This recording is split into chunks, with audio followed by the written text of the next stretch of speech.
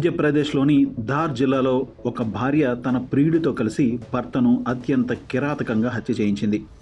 ఒకవైపు ప్రియుడిపై మోజు, మరోవైపు తన అన్నంపై విపరీతమైన ఇష్టంతో ఆ మహిళ ఎంతో అపురూపంగా చూసుకునే భర్తను నమ్మించి కడతీర్చింది. వివరాల్లోకి వెళ్తే గొండికోట చరణ్ గ్రామానికి చెందిన దేవకృష్ణ పురోహిత్ సుగంధ ద్రవ్యాల వ్యాపారం చేస్తుంటాడు. ఏప్రిల్ 7న రాత్రి తన ఇంట్లోనే నిద్రిస్తుండగా దుండగులు అతడిపై దాడి చేసి అత్యంత కిరాతకంగా హత్య చేశారు. ఈ ఘటనపై భార్య ప్రియాంక పురోహిత్ పోలీసులకు ఫిర్యాదు చేసింది. దొంగలు తమ ఇంట్లోకి చొరబడి తనను బంధించి 3,50,000 విలువైన నగలు దోచుకెళ్లారని, అడ్డుకున్న తన భర్తను చంపేశారని ఆ ఫిర్యాదులో పేర్కొంది. ప్రియాంక పురోహిత్ ఫిర్యాదుతో రంగంలోకి దిగిన పోలీసులు ఘటనా స్థలానికి చేరుకున్నారు. దొంగతనంపై ఆరా తీశారు. దొంగలు వచ్చి తమ ఇద్దరిని వేరువేరు గదుల్లో పెట్టి నగలు, డబ్బు దోచుకెళ్లారని, అడ్డుకున్న తన భర్తను చంపేశారని ప్రియాంక పురోహిత్ రోధించింది. అయితే పోలీసులు ఇంటిని మొత్తం తనిఖీ చేయగా నగలు, డబ్బు కనిపించాయి. దీంతో పోలీసులకు అనుమానం వచ్చింది. ప్రియాంక పురోహిత్ అబద్ధం చెప్తోందని, కేసును తప్పుదోవ పట్టించే ప్రయత్నం చేస్తుందని పోలీసులు అనుమానించారు. అయితే ఈ కేసులో ట్విస్ట్ ఏంటంటే దేవకృష్ణ పురోహిత్ సోదరి వాంగ్మూలం.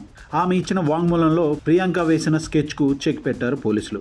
నువ్వు నల్లగా ఉన్నావు, నీకంటే అందగాడు నాకు దక్కాలి అంటూ ప్రియాంక తరచూ తన సోదరుడిని అవమానించేదని ఆమె వాంగ్మూలం ఇచ్చింది. అంతేకాదు తన అందం ముందు తన భర్త ఏ మాత్రం అందంగా లేడని, అతడు తనకు సరిపోడని నిత్యం సూటిపోటి మాటలతో తన సోదరుడిని వేధించేదని దేవకృష్ణ పురోహిత్ సోదరి ఇచ్చిన వాంగ్మూలం కేసును ఓ కొలిక్కి తీసుకువచ్చింది. ప్రియాంక పురోహిత్ను పోలీసులు మళ్లీ విచారించారు. అయితే అప్పటికీ దోపిడీ దొంగలు చేసిన పనేనని బొకాయించే ప్రయత్నం చేసింది ప్రియాంక. పోలీసులు తమదనే స్టైల్లో విచారించేటప్పటికీ ప్రియాంక నోరు విప్పింది. వివాహేతర సంబంధానికి తన భర్త అడ్డుగా ఉన్నాడని, అందుకే ప్రియుడితో కలిసి పక్క ప్లాన్ ప్రకారం అతడిని మట్టుబెట్టినట్లు తెలిపింది. ప్రియుడు కమలేష్తో కలిసి హత్యకు స్కెచ్ వేసినట్లు అంగీకరించింది. ప్రియురాలి ప్లాన్ను కమలేష్ ఆచరణలో పెట్టాడు. దేవకృష్ణ పురోహిత్ను హత్య చేసేందుకు తన స్నేహితుడు సురేంద్ర భాటితో డీల్ కుదుర్చుకున్నాడు. మొత్తం ₹1,00,000 డీల్ మాట్లాడుకోగా అడ్వాన్స్గా 50,000 ముందే చెల్లించింది ప్రియాంక. హత్యలా కాకుండా దోపిడీ దొంగల పనిగా నమ్మించేలా స్కెచ్ వేశారు. ఇందులో భాగంగా హత్య జరిగిన రోజు అనగా ఏప్రిల్ 7న రాత్రి కావాలనే ప్రియాంక ఇంటి తలుపులు తీసిపెట్టింది.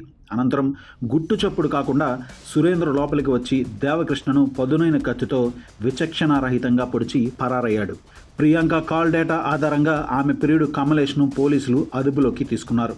అలాగే హంతకుడు సురేంద్రను సైతం పోలీసులు అరెస్ట్ చేశారు. ప్రియుడు మోజులో పడి కట్టుకున్న భర్తను కడతీర్చడమే కాకుండా తమకు పెద్ద దిక్కును లేకుండా చేసిందని మృతుడి తల్లి సోదరి విలపిస్తున్నారు.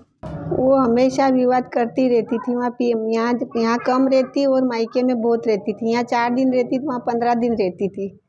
यहाँ 4 दिन के लिए आती थी, उसमें भी झगड़ा, वहाँ फ़ोन से भी वो झगड़े में यहाँ से चैन से उसको रहने नहीं देती थी।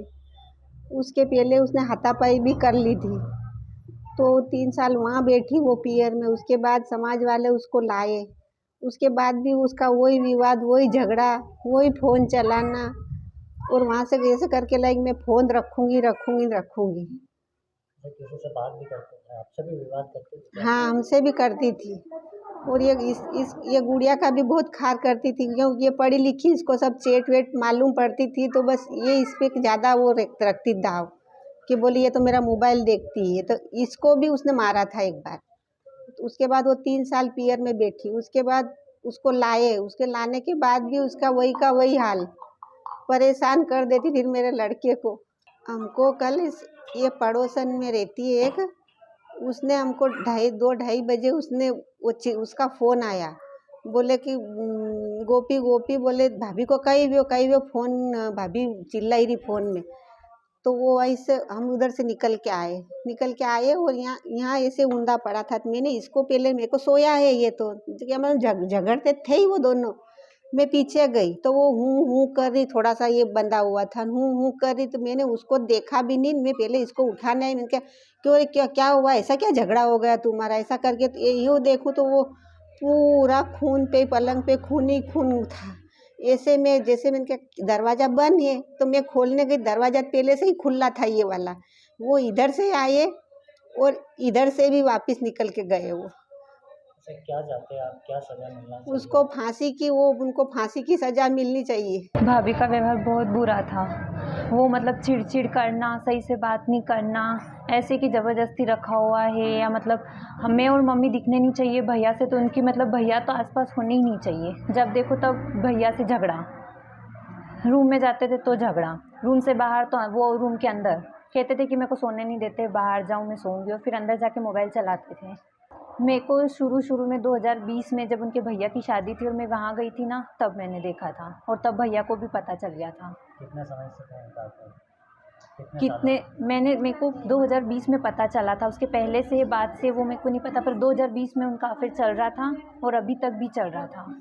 पारिवारिक में हाँ, शादी वगैरह जाती थी, सामाजिक तो ज़रूर मतलब उनका मन होता था तो जाती थी, लेकिन जहाँ पे उनका बॉयफ्रेंड था, वो कमलेश, वहाँ पे वो ज़रूर जाती थी। भैया बोले ना बोले वो रेडी होके बाहर आ जाती थी कि शादी में जाना है।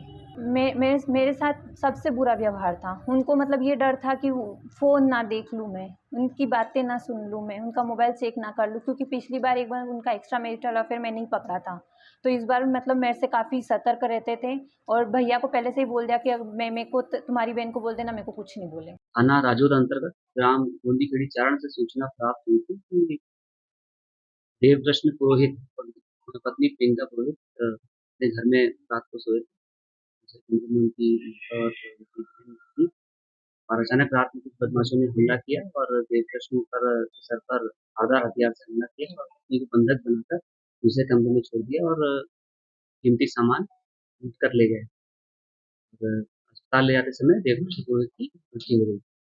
घटना की सूचना मिलते ही तत्काल पुलिस अधीक्षक एसडीओपी, डॉग स्क्वाड, साइबर की टीम निकटतम थाने की सभी पुलिस टीमें थी, घटनास्थल पर पहुंची, घेराबंदी की गई और साक्ष्य संकलन किया गया और सभी साक्ष्यों का संकलन करने के बाद, विवेचना करने के बाद, जांच करने के बाद एक नाटकीय घटनाक्रम सामने आया। इसमें ये पता चला कि ये घटना ना होते हुए आपराधिक षड्यंत्र की घटना हुई और इसमें जो मृतक देवकृष्ण पुरोहित पत्नी ने अपने प्रेमी कमलेश पुरोहित के साथ मिलकर एक पूर्व नियोजित तरीके से इस पूरी घटना की प्लानिंग करी और जो हत्यारा है उसको 1 लाख रुपए में देवकृष्ण पुरोहित की हत्या करने की थी और वो रात्रि में की जानकारी में घटनास्थल पर आया और उसने धारदार हथियार से सोते हुए ही